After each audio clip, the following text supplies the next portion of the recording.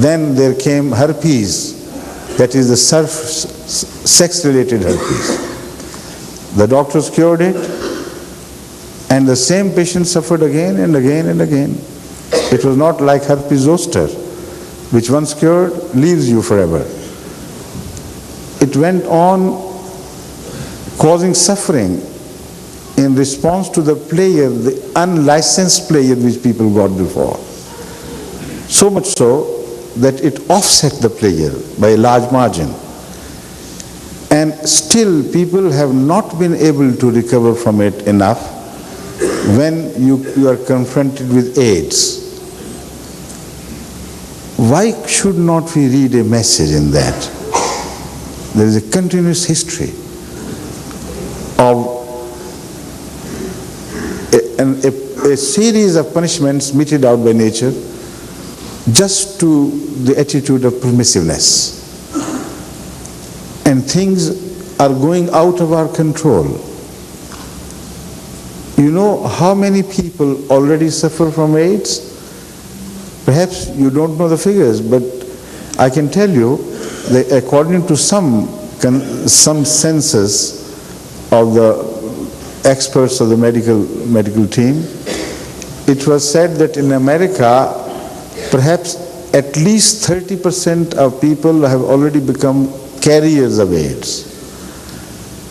It may not have got activated as yet, but it can remain dormant in the system for 8 years continuously without raising its head.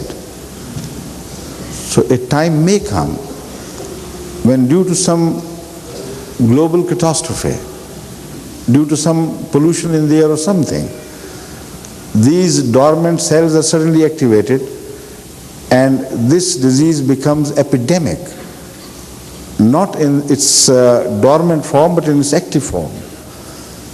All this is due to permissiveness.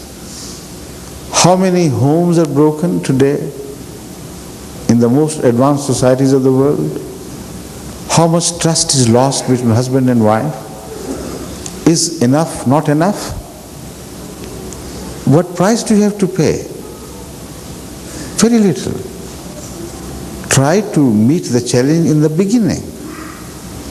So when you do not promote free handshakes between unknown men and unknown women, then this is the first preventive measure which is taken against a society which has that intrinsic tendency to go further and go beyond limits. When ladies are kept in a separate place, it is not they who are kept in a separate place, it is men who are kept in a separate place. The dangers flows from men to women. You see? So men are kept apart from women to save the women from the ugly looks of men. And there is no stopping that. You see, in churches, what happens? Men and women pray together. And when they go to church, they go all best dressed up, with most beautiful clothes on, with all the lipstick and makeup, as if God is waiting for their beauty to be shown physically to him. The Holy Quran speaks of a different type of beauty. It says, take your taqwa, the inner beauty, when you go to the mosques. So the result is that they cause distraction. When we gather here in the mosque to pray to Allah, and when we are men alone, there is no distraction. Because also we don't have a gay society among us. All the measures are taken in Islam to suppress that tendency. So with the result that everybody who comes to the mosque, he comes with the sake of having a union or communion with Allah, and he is not distracted at all. So also women are free. They can say their prayer freely, they can bow to God, they can prostrate to earth, knowing that there is no wicked eye watching them from behind. And they do not have always to be taking care of how they look and how they dress. They can simply go walk from the house to the mosque But when they go to the streets, they have to take special care.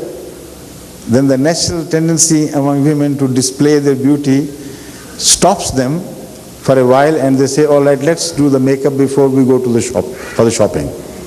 What for? What for? Why do they make up? What are the shopkeepers to them? Husbands are in the house. If they want to look beautiful, they should look beautiful before the husbands, not to the unrelated people. So these are deeper issues of human psyche which have been attended and answered in Islamic system of human relationship. And they should be understood in this broad vision. For the time being, let it suffice. Thank you. Assalamu alaikum, Hazur. Wa alaikum assalam wa rahmatullah. There is a question from a lady guest from Detroit. Yes.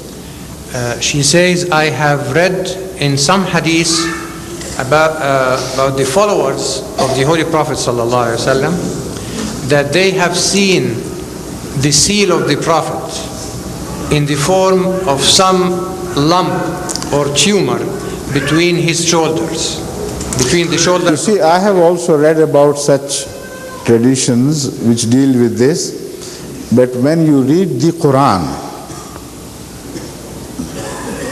these ahadith are not supported by the Quran at all.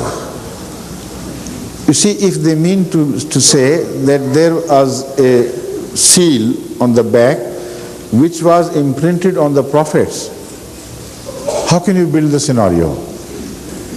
It becomes totally meaningless. Now, this much I can give, that maybe there was a symbolic something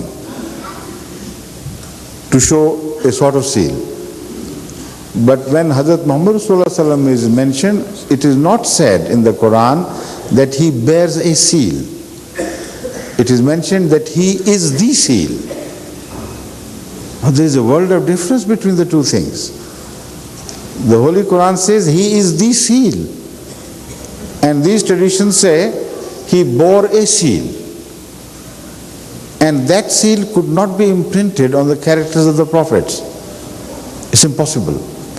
But Muhammad Rasulullah's character could be imprinted upon the prophets, and that is why we know that that prophet who is in conformity with the general character of Muhammad Rasulullah, he is the only true prophet. The one who is in disagreement with the general character of Muhammad Rasulullah is a false man. So this is the meaning of seal.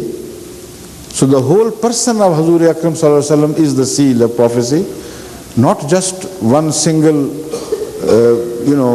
birthmark or something. So because people want to take things literally overmuch, and they don't want to go into the deeper meaning of the spiritual messages. So it is easy, just a plaything they're looking for. And such people with these superficial attitudes, they highlight these traditions, and we don't know when they came into being.